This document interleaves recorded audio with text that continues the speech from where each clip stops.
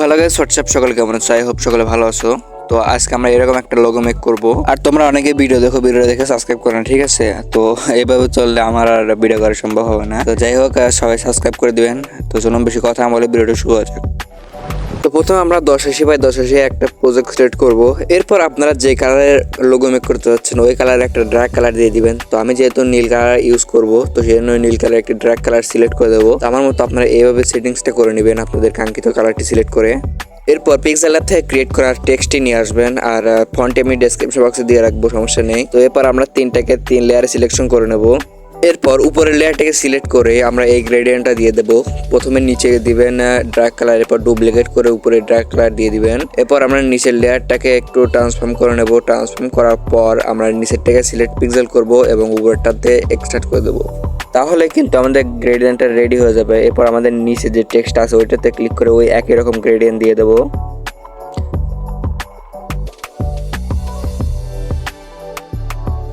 এরপর আমাদের যে মেইন যে টেক্সট আছে ওইটা সিলেক্ট করে আমরা এই কালারের একটা গ্রেডিয়েন্ট দিয়ে দেবো, ব্লু কালারের। এরপর আমরা ট্রান্সফর্ম করে রিভার্স করে দিলে আমাদের এরকম একটা গ্রেডিয়েন্ট চলে আসবে। এরপর আমরা এটাকে ডুপ্লিকেট করব।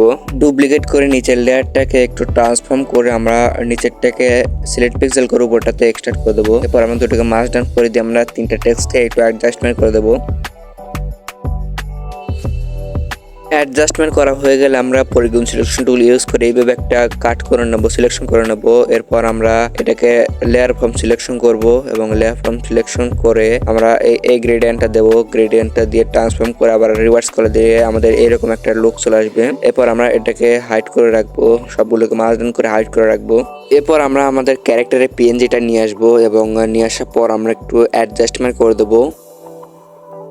এরপর আমাদের যে টেক্সট আছে ওইটা সিলেক্ট পিক্সেল করে নিচে একটা এমটি লেয়ার নেব এবং ট্রান্সফর্ম করে -6 করে দিয়ে ওইটাতে আমরা যে ক্যারেক্টার যে ড্র্যাগ কালার নিয়েছিলাম ওইটা দিয়ে দেবো এবং এটার অ্যাঙ্গেল রাখবো 45 এবং ব্লার 0 এবং ডিস্টেন্স 5 রেখে 2-3 বার ড্রপ শ্যাডো দিয়ে দেবো।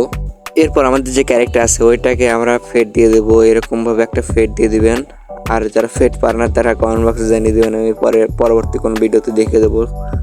এরপর আমরা ক্যারেক্টারটাকে সিলেক্ট পিক্সেল করে উপর একটা এমটি লেয়ার নেবো এবং হোয়াইট কালার স্ট্রোক দেবো। এরপর আবার আমরা নিচ থেকে একটু ফেড দেবো এবং উপর থেকে আরেকটু ফেড দিয়ে দেবো, তাহলে হবে। এবার আমরা গ্লো দেবো ইফেক্টস থেকে আমাদের কাঙ্ক্ষিত কালারের যে লাইট কালারটা আছে ওইটা সিলেক্ট করে গ্লো দিয়ে দেবো। প্রথমবার 8টা এবং পরের বার 35 করে দেবো। এরপর লিনার্ডো অন করে দিলে আমাদের এরকম একটা লুক আসবে। এখন আমরা সার্কেল সিলেকশন টুল দিয়ে এরকম একটা সার্কেল সিলেকশন করে নেবো, অবশ্যই এমটি লেয়ার, এবং আমাদের কাঙ্ক্ষিত কালারটি সিলেক্ট করে লিনার্ডো অন করে দেবো এবং ক্যারেক্টারের পিছনে নিয়ে যাবো। পিছনে নিয়ে আমরা একটাকে ছোট এবং আরেকটাকে আমরা আরো একটু বড় করে দেবো, আমাদের ফুল লোগোর সাইজে বড় করে দেবো। তাহলে হবে আমাদের একটা ওপি লুক চলে আসবে, মানে আমাদের লোগোর ব্যাকগ্রাউন্ড চলে আসবে।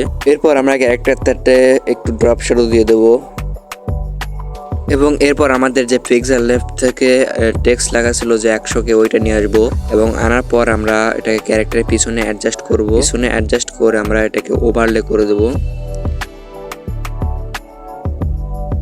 এরপর আমাদের যে অন্যান্য পিএনজি গুলো আছে পাতা এবং আমাদের যে গানের পিএনজি ওইগুলো আনবো এবং আমরা অ্যাডজাস্টমেন্ট করে দেবো, আপনারা করে দেবেন, ঠিক আছে?